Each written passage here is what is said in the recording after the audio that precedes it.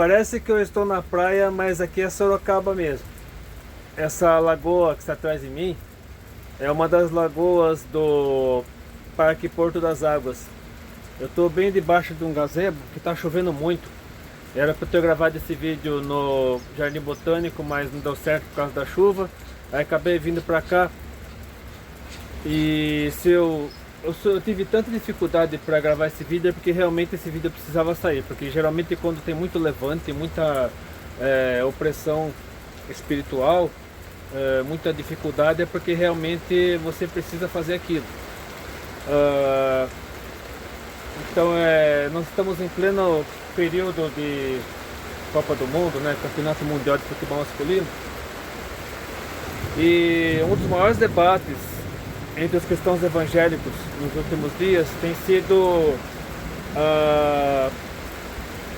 até que ponto nós devemos fazer concessões para mantermos amigos, para sermos populares, para termos uma certa notoriedade, uma certa relevância. Porque assim, muitas igrejas estão cancelando cultos ou até mesmo cedendo seus templos para que os seus membros assistam jogos da Copa ali dentro. Então isso tem aberto um debate, uma treta terrível, gente quase saindo no tapa por causa disso. Porque aquela velha questão de até que ponto a que ponto devemos nos isolar do mundo sem permitirmos que o mundo nos influencie negativamente ou não. Será que devemos abrir concessões? Será que devemos abrir exceções para atrair as pessoas para Jesus? Porque muitos argumentos dessas pessoas que defendem a acessão do templo para assistir os jogos da Copa, ou mesmo cancelar cultos para a pessoa assistir os jogos da Copa em casa, é de que você... são dois, acho que os principais argumentos são dois. Aproveitar a oportunidade para pregar o evangelho e evitar que a pessoa fique com raiva da igreja, achando que a igreja é um lugar de gente fanática, gente hipócrita, não sei o que, não sei o que. Então, esse está sendo um dos principais debates. É claro que o simples fato de você assistir um jogo de futebol, seja pela TV ou no estádio, não é pecado. O pecado está em você se deixar influenciar por aquilo, negativamente. Então, vários jogos da Copa desse ano estão ocorrendo à noite, em horários de culto. Então, eu já fiz o seguinte. O primeiro jogo da seleção brasileira foi contra Marrocos, foi num sábado à noite, culto de ceia na nossa igreja. E o jogo com o Haiti foi numa sexta-feira à noite, que é o dia que nós temos culto de libertação.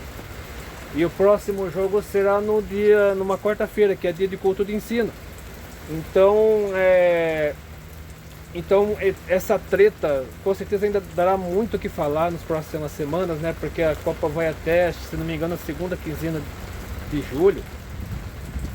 Então até lá muita água pode rolar ainda, muito debate, muita polêmica, muita gente se engalfinhando, gente se estapeando por causa desse assunto. E aí que eu quero entrar num negócio, numa outra discussão que tem a ver com essa discussão também. Artistas, tanto cantores quanto atores, atrizes, cantoras, se convertendo, renunciando ao mundo para viver para Cristo. Estão abandonando suas carreiras seculares, abandonando as suas carreiras artísticas para viver pelo evangelho, viver pela fé, trabalhando como missionários, trabalhando como cantores cristãos, cantores gospel. Eu não gosto do termo gospel porque virou pejorativo, né? Hoje em dia o termo gospel está extremamente pejorativo, então eu evito usar o termo gospel. Cantores cristãos, né? Então, nos Estados Unidos tem havido um número muito grande de atores e atrizes saindo do circuito comercial de cinema, né, de Hollywood, para atuar em filmes cristãos. cantores seculares também estão abandonando suas respectivas carreiras para cantar somente música cristã. Então, eu postei hoje no Instagram essa foto aqui, você está vendo, da Bruna Amu, né, uma montagem que o Fala Fariseu fez com a Bruna Amu, o marido dela. Eles foram consagrados missionários e agora estou indo para Portugal. A Bruna Amu, se você não se lembra dela, ela trabalhou na novela Malhação, no seriado, né? Acho que nem posso chamar de novela, seriado, Malhação da Rede Globo. Eu não lembro qual temporada agora, mas eu sei que foi uma das protagonistas da série Malhação, que é uma série adolescente, para quem não conhece, né? Era uma série voltada para o público adolescente e que servia como peneira para contratar jovens atores para o elenco principal da Globo. Assim como Profissão Repórter é uma peneira para contratar jovens jornalistas para o jornalismo, né, oficial, digamos assim. Então a Bruna Amu, ela abandonou a carreira secular dela para se dedicar ao evangelho, né, e ela e o marido agora foram enviados para Portugal para trabalhar como missionários. E temos aqui também, podemos citar também o Yuri Tamashiro, que ele, todo mundo assim na faixa dos 30 anos para baixo conhece o Yuri Tamashiro, assim como a Priscila Alcântara do Bom Dia e Companhia do SBT. Eles cresceram juntos apresentando esse programa infantil. Hoje a Priscila Alcântara está irreconhecível, está completamente irreconhecível, não é nem sombra do que ela já foi um dia. E o Yuri Tamashiro se converteu, ele levou a esposa dele para Cristo, que é acho que a Mila Tamashiro, e aí eles foram para o Japão. Agora eles abandonaram todas as atividades deles no Brasil e foram para o Japão para trabalhar como missionários. E eu poderia citar muitos outros exemplos de cantores, atores, influenciadores que abandonaram a carreira secular. Eu poderia citar aqui a Thalia, que é uma cantora mexicana, cantora e atriz mexicana, que se converteu, das novelas Maria do Bairro, Maria Mercedes, enfim. Tem também, parece que até a Gabriela Spanik também, que da novela Usurpadora, se converteu também. Deixa eu ver aqui mais. Tem o Luciano Camargo, que chegou a cantar música gospel, mas acabou voltando a fazer o do Zezé de Camargo. Tem o... Eu citei vários exemplos. A Camila Bach, eu até gravei a resenha de um livro da Camila Bach, um livro autobiográfico. Hoje a Camila Bach é pastora, missionária, conferencista. Ela tem o podcast dela, o Mais Forte Podcast, onde ela entrevista pessoas. Agora está nos Estados Unidos, né? Agora ela está entrevistando mais pessoas de lá dos Estados Unidos, brasileiros que trabalham, atuam lá. Mas ela tem o podcast dela, que acho que é um dos podcasts mais famosos da internet brasileira. E tem também, deixa eu ver, tem a Tatizaki, que era uma funkeira e agora é influenciadora cristã evangélica. Tem também nossa, é tanta gente que às vezes até dá um branco. Eu já falei tem agora o Sidney Sampaio. Tem o Sidney Sampaio, que ele foi ator da Globo, foi pra Record, fez várias novelas na Record, como Os 10 Mandamentos, A Terra Prometida, Apocalipse. Aí teve um problema lá, ele passou por um problema muito grave há alguns anos, né? Não quero nem relatar o que aconteceu com ele para não dar munição para os fofoqueiros, mas ele se converteu, foi batizado, tudo. Hoje ele é influenciador cristão também. Então eu posso citar inúmeros exemplos, né? Eu não me lembrei de todos agora de cabeça, mas eu posso citar inúmeros exemplos. E aqueles que atacam os cristãos, aqueles que... e agora você percebe uma coisa: a maioria daqueles que atacam os cristãos, principalmente aqueles que se convertem, né? Que deixam uma vida de pecado, deixam uma vida de perdição, luxúria e tudo mais, e se convertem a Jesus Cristo. A maioria daqueles que atacam, né, tanto os novos convertidos quanto aqueles que já estão na igreja há um bom tempo, geralmente são desigrejados, desviados, militantes de esquerda ou ateus. Então são pessoas que não têm o mínimo de compromisso com Jesus Cristo, com a palavra de Deus, e querem dar lição de moral para nós. Mas a verdade é que nós, como cristãos, devemos dar testemunho, sim, onde quer que estejamos. Inclusive, se tivermos que renunciar a muitas coisas do mundo muitas coisas que a maioria das pessoas do mundo gosta, curte, enfim, para sermos ainda mais fiéis a Jesus Cristo. Isso não somente em jejum, né? Qualquer atividade que nós fizermos, se tivermos que renunciar, abrir mão de muitas coisas, como eu abri mão de muitas coisas na minha vida, inclusive recentemente, né, eu assumi um compromisso com Deus de nunca mais assistir nenhum filme de Hollywood que tivesse qualquer envolvimento com a agenda woke, né, com a lacração, com a militância progressista. E então, tem um monte de filmes aí, um monte de blockbusters que estão sendo lançados agora, né, no verão americano, né, final de primavera e começo de verão nos Estados Unidos, que é final de outono, não, final de primavera e começo de verão nos Estados Unidos, né, que é o circuito de férias, onde muitos entram em férias. Então a maioria dos blockbusters estão sendo lançados agora. Por exemplo, Mestre do Universo, que eu não assisti. Agora também o Supergirl, que está para ser lançado nos próximos dias, eu não quero assistir de jeito nenhum, por causa de todas as polêmicas envolvidas nesse filme. Eu não assisti o Superman no ano passado também, quando foi lançado. Eu não assisti qualquer outro, a Odisseia, que está para ser lançado agora no mês que vem, por causa das polêmicas envolvidas nesse filme. Enfim, eu abri mão disso, né? Ainda que muitos me considerem fanático, bitolado, alienado, que fizeram lavar cerebral em mim, mas o importante é que nós estamos firmados na palavra. E ainda que o mundo nos ofenda, xingue, ameace, ainda que sejamos difamados, cancelados, perseguidos, o importante é que sejamos fiéis a Jesus Cristo. E é o próprio Jesus que orou antes de ser preso. Ele fez uma oração por seus discípulos. Está lá em João 17. Eu quero ler toda essa oração aqui. E presta atenção em cada palavra dessa oração, porque tem muito a ver com o assunto desse vídeo. Tanto com essa polêmica envolvendo os Jogos da Copa, né, que muitas igrejas estão deixando de realizar cultos ou transmitindo os Jogos da Copa nos templos, como também aqueles artistas que renunciaram suas respectivas carreiras para viverem pelo Evangelho. Então olha só o que diz aqui João 17, que é a oração sacerdotal de Jesus. Tendo Jesus falado dessas coisas, né, na última ceia, né, eu trecho entre os versículos 13 ao 16, que são as últimas instruções de Jesus para os discípulos antes dele ser preso.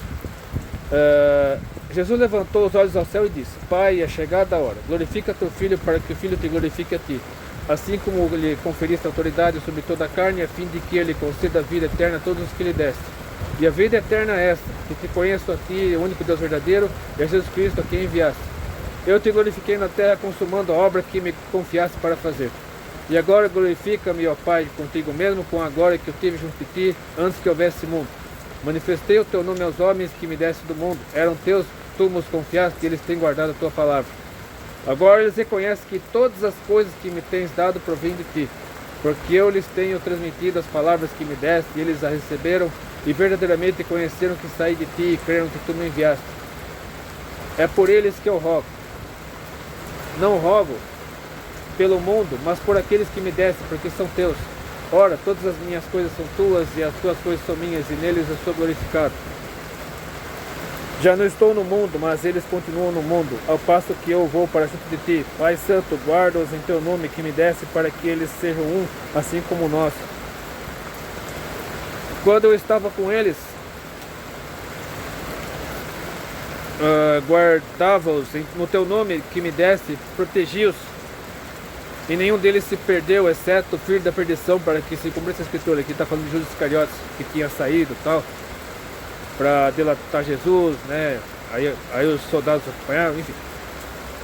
Mas agora vou para junto de ti, e isto falo no mundo, para que eles tenham o meu gozo completo em si mesmos. Eu lhes tenho dado a tua palavra, e o mundo os odiou. Presta atenção. O mundo os odiou, porque eles não são do mundo, como também eu não sou. Não peço que os tires do mundo, e sim que os guardes do mal. Eles não são do mundo, como também eu não sou. Ou seja, estamos no mundo, mas não somos do mundo. Santifica-os na verdade, a tua palavra é verdade, né? Por mais que falem que a Bíblia é um livro de mitologia, um livro de lenda, enfim, mais que muitas pessoas difamem a Bíblia, ele é a verdade absoluta sobre tudo e sobre todos, e é o principal livro que nós devemos consultar para tudo e para qualquer coisa. Assim como tu me enviaste ao mundo, também eu os enviei ao mundo, e a favor deles eu me santifico a mim mesmo, para que eles também sejam santificados na verdade. Não rogo somente por esses, mas também por aqueles que vierem a crer em mim, por intermédio da sua palavra, a fim de que todos sejam um, e como és tu, ó Pai, em mim, eu em ti, também sejam eles em nós, para que o mundo creia que tu me enviaste. Eu lhes tenho transmitido a glória que me tens dado, para que sejam um como nós o somos, e eu neles e tu em mim, a fim de que sejam aperfeiçoados na unidade, para que o mundo conheça que tu me enviaste e os amaste, como também amaste a mim. Pai, a minha vontade é que onde eu estou, estejam também comigo os que me deste, para que vejam a minha glória que me conferiste, porque me amaste antes da fundação do mundo. Pai justo, o mundo não te conheceu, eu, porém, te conheci, e também esses compreenderam que tu me enviaste.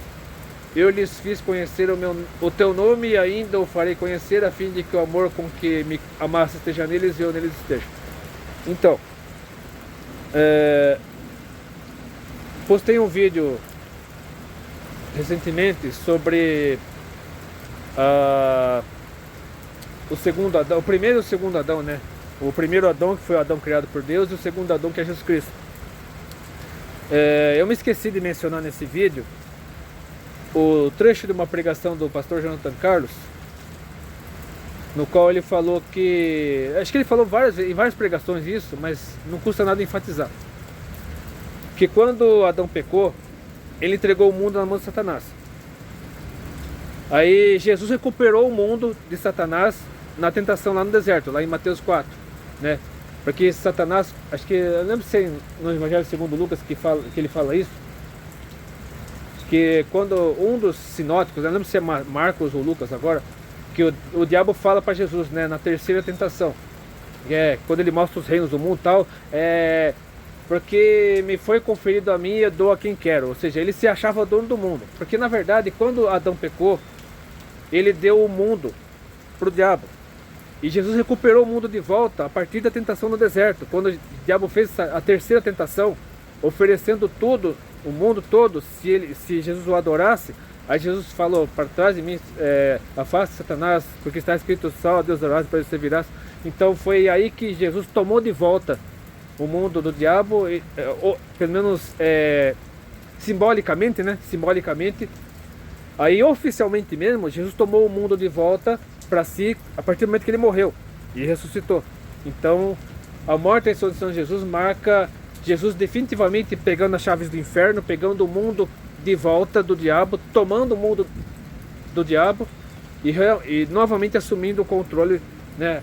Ah, mas o mundo está pior, desde que Jesus morreu, o mundo está pior cada vez mais. Eu sei, mas nada acontece nesse mundo sem a permissão de Deus. Então está tudo dentro da permissão de Deus. Se o mundo está piorando, por exemplo, está chovendo aqui. Se chovesse mais forte, né? Se a chuva que caiu agora há pouco aqui em Sorocaba continuasse chovendo mais forte ainda, essa avenida aqui já estaria tudo alagada. Então isso é consequência do nosso próprio pecado, né? As enchentes, os terremotos, as guerras, as doenças, a fome, tudo é consequência do nosso pecado, da nossa infidelidade a Deus. Então não adianta culpar Deus, mas por que Deus permite isso? É culpa nossa. Então, mas Jesus tomou de volta, né? É claro que o sistema iníquo que governa esse mundo ainda é do diabo e continua sendo do diabo até aí a igreja ser arrebatada, tal. Mas mesmo que quando o anticristo assumiu o controle desse mundo, no período que ele governar esse mundo, até mesmo o anticristo está debaixo do controle de Deus, porque Deus não permite que ele faça nada sem a permissão dele, e aí depois haverá os 7 selos, as 7 trombetas, as 7 últimas pragas, enfim. Eu quero encerrar aqui lendo 2 Coríntios 5, que fala sobre a conversão genuína e o que ocorre com a conversão genuína. E se você se afastou da igreja por algum motivo, se você teve alguma decepção com alguém, com alguma liderança eclesiástica, se alguém no meio eclesiástico ofendeu você, se você passou por algum trauma, algum momento difícil, ainda dá tempo de você voltar, porque você não está na igreja de fulano, ficando Beltrano, você está na igreja de Jesus. Então eu quero ler aqui o que o meu xará apóstolo escreveu na segunda carta aos Coríntios, capítulo 5, versículos 17 a 21. Que muita gente lê só o 17, né? O 17 é muito lindo, muito maravilhoso, mas esquece de ler o resto. Então eu lerei do 17 ao 21. E assim, se alguém está em Cristo, é nova criatura. As coisas antigas já passaram, eis que se fizeram novas. Ora, tudo provém de Deus, inclusive essa chuva, que nos reconciliou consigo mesmo por meio de Cristo e nos deu o ministério da reconciliação. A saber, que Deus estava em Cristo reconciliando consigo o mundo, não imputando aos homens as suas transgressões, e nos confiou a palavra da reconciliação. De sorte que somos embaixadores em nome de Cristo, como se Deus exortasse por nosso intermédio, ou como se Deus nos usasse como seus embaixadores para alcançar pessoas para Jesus. Em nome de Cristo, pois, rogamos que vos reconcilieis com Deus. Aquele que não conheceu o pecado, ele o fez pecado por nós, para que nele fôssemos feitos justiça de Deus. Então, quando você troca o Evangelho de Jesus Cristo, quando você troca a presença de Deus, o culto na igreja, por futebol, por bebida, por balada, por orgias, por sexo, qualquer coisa, né? Até mesmo por momentos com a família. Ah, mas eu só tenho domingo para ficar com a minha família. Mas você leva a família para a igreja também. Se chegou a visita lá em casa, não posso ir, leva a visita para a igreja. Então você não tem desculpa. É muito fácil nós abrimos mão de coisas do mundo para sermos fiéis a Deus. Mas o ser humano sempre complica tudo, né? Nossa carne quer o tempo todo nos afastar da presença de Deus. Então nós inventamos um monte de desculpa. A nossa fraqueza, né? A nossa carnalidade faz com que criemos um monte de desculpas, um monte de pretextos para não fazer a vontade de Deus. E para colocarmos outras coisas na frente de Deus. Que tudo que você coloca acima de Deus ou no lugar de Deus é idolatria. Então se você gostou desse vídeo, curta, compartilhe suas famílias, que essa canal nos abençoe. Eu deixaria aqui o link do meu livro para você ler, até depois, se quiser. Miles de cristianos evangélicos recorrieron ayer las calles de Madrid, multitudinaria marcha de oración.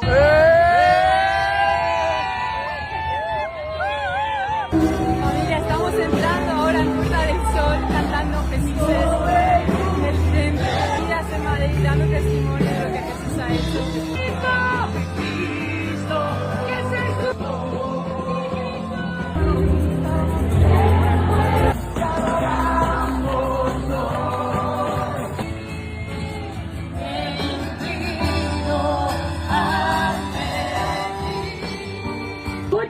Si estás escuchando, ¿qué necesitas hacer para volver a comenzar?